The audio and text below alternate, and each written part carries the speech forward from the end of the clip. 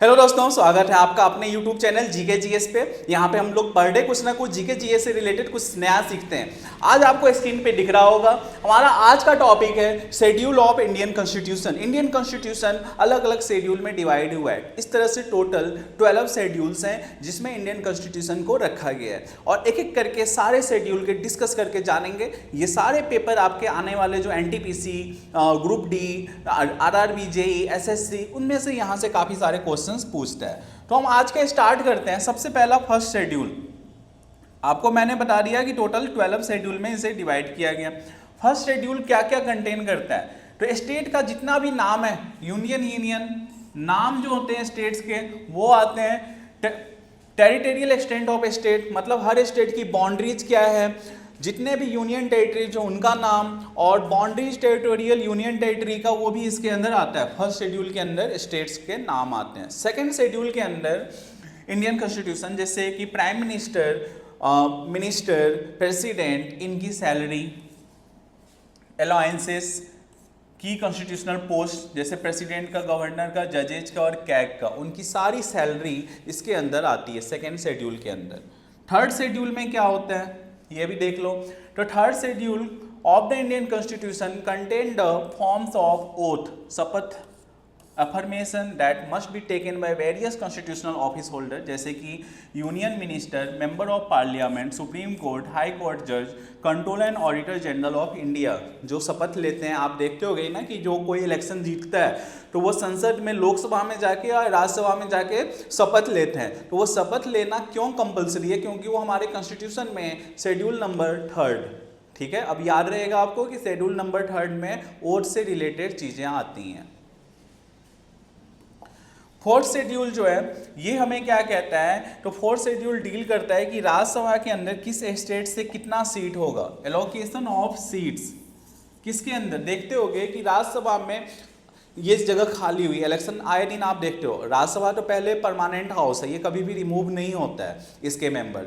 तो इसके मेंबर अलग अलग स्टेट से अलग अलग डिपेंड करता है एमएलए के ऊपर। बिहार से कितने नंबर अलग होते हैं वो भी आपको मैं किसी एक वीडियो में बताऊंगा कि इंडिया के अंदर मैक्सिमम स्टेट कौन से हैं जहाँ से राज्यसभा का सीट सबसे ज़्यादा है। तो राज्यसभा में कितने मेंबर होंगे किस स्टेट से, वो आता है आपका फोर्थ शेड्यूल के अंदर, ठीक है। वही यहाँ पे लिखा हुआ है, it laid down the number of seats assigned each state and certain union territory based on their population size. किसके ऊपर बेस्ड होता है? Population size.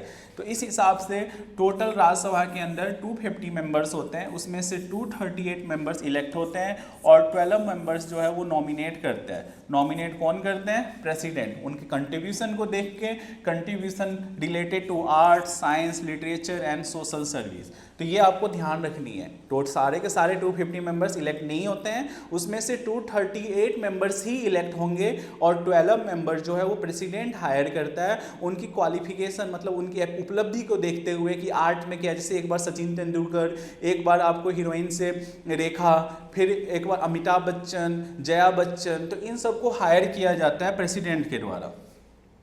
अब अगला आता है फिफ्थ शेड्यूल। फिफ्थ शेड्यूल जो है वो क्या इंक्लूड करता है? तो fifth schedule of Indian constitution provide for the administrator and control of schedule areas and schedule tribes in most state.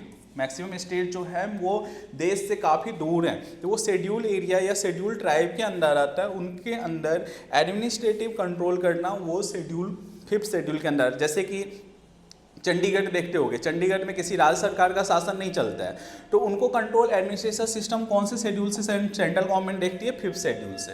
अब आता है सिक्स शेड्यूल। सिक्स शेड्यूल क्या करता है? Provide administrative and autonomy same tribal area in north eastern state. North eastern state में कौन कौन सा स्टेट आ गया? असम, मेघालय, त्रिपुरा, मिजोरम।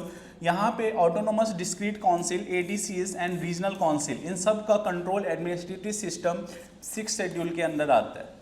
तो ये आपको ध्यान रखनी है।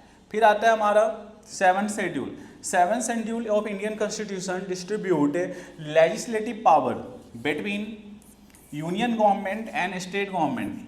लेजिस्लेटिव से रिलेटेड जो पावर होती है सेवन्थ शेड्यूल के अंदर आता है। यूनियन लिस्ट में क्या क्या आ जाता है? जैसे पार्लियामेंट एक्सक्लूसिव लेजिस्लेशन, जैसे डिफेंस आ गया, बैंकिंग आ गया, ये यूनियन लिस्ट के अंदर। मतलब इंडियन गवर्नमेंट को 3 पार्ट में डिवाइड किया जाता है, यूनियन लिस्ट, स्टेट लिस्ट और थर्ड आपका कंकरेंट लिस्ट।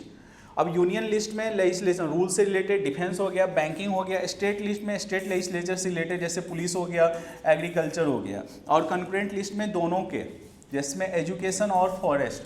तो इस तरह से 3 पार्ट में लिस्ट को जब डिवाइड किया जाता है, यूनियन लिस्ट, स्टेट लिस्ट और कंकरेंट लिस्ट, वो आता है हमारा 7 शेड्यूल के अंदर। Clear? Most important 8 schedule. 8 schedule हमारे पास आप सबको पता है कि इंडिया में बहुत तरह की लैंग्वेज बोली जाती है, उसमें से कुछ लैंग्वेज ऑफिशियल लैंग्वेज है जो हमारे कॉन्स्टिट्यूशन के अंदर इंक्लूड किया गया है। तो इस तरह से टोटल लैंग्वेज जो है वो 8 शेड्यूल के अंदर वो 22 शेड्यूल लैंग्वेज है।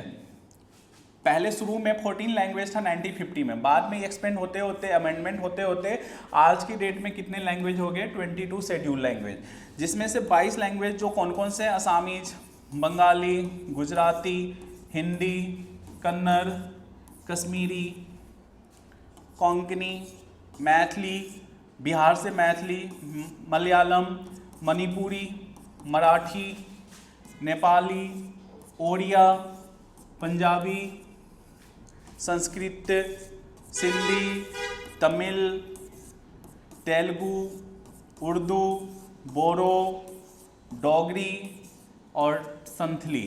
इस तरह से टोटल 22 लैंग्वेज जो हैं वो इंडियन शेड्यूल के अंदर लाई करते हैं। 9th शेड्यूल के अंदर 9th schedule of Indian constitution lies central and state law, central और state law that are protected from judicial review, judicial review से इनको प्रोटेक्ट किया जाता है। Originally shield land reform law from court challenge under article 31B but its scope has expanded. इसमें amendment करके कुछ चीज़ों को जोड़ा गया। जो फर्स्ट अमेंडमेंट एक्ट लगा था, सबसे पहला अमेंडमेंट 1951 में हुआ था, वो भी 9th शेड्यूल के अंदर इंक्लूड किया गया था और इसे बेसिक स्ट्रक्चर ऑफ कॉन्स्टिट्यूशन बोला गया अकॉर्डिंग टू 2007 सुप्रीम कोर्ट ने बोला था। तो ये आपको ध्यान रखनी है।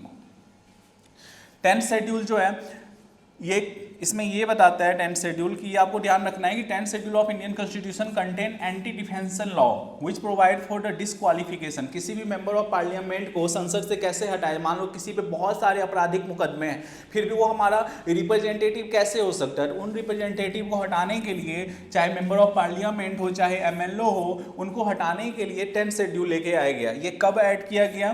1985 में 52nd amendment act. 52nd amendment act जो था वो 1985 में लाया गया और 10th शेड्यूल के अंदर इसको इंक्लूड किया गया। ठीक है, तो जनरली ये आपको ध्यान रखनी है। Most important 11th schedule and 12th schedule. 1992 से पहले 2 ही लेवल के गवर्नमेंट होते थे, सेंट्रल गवर्नमेंट और state government. Third tier system अपने इंडिया में नहीं था, लेकिन 1992 में थर्ड टायर सिस्टम भी लेके आया गया। उसमें 2 तरह के अमेंडमेंट हुए। एक amendment 73rd constitutional amendment act हुआ जो गांव के लेवल पे हुआ, इसे 11th शेड्यूल में इंक्लूड किया गया। 73rd कॉन्स्टिट्यूशनल अमेंडमेंट एक्ट, ये आपको ध्यान रखनी है। कब आया ये? 1992 में। 29 सब्जेक्ट जो थे वो पंचायती राज इंस्टीट्यूशन के अंदर ऐड किया गया। इट आउटलाइन द पावर, इसमें पावर और रिस्पॉन्सिबिलिटी लीड की गई एग्रीकल्चर से related, rural district, education, health, sanitation, मतलब विलेज लेवल पे, पंचायत लेवल पे ये पंचायती राज इंस्टीट्यूशन बना। 73rd अमेंडमेंट एक्ट लाया कब गया? 1992, विलेज लेवल पे। ये आपको याद रखनी, लोकल लेवल बना। उसी तरह से 12th शेड्यूल भी लोकल रिलेटेड है, लेकिन ये जो था आपका 74th अमेंडमेंट एक्ट था, दोनों साथ में आया था।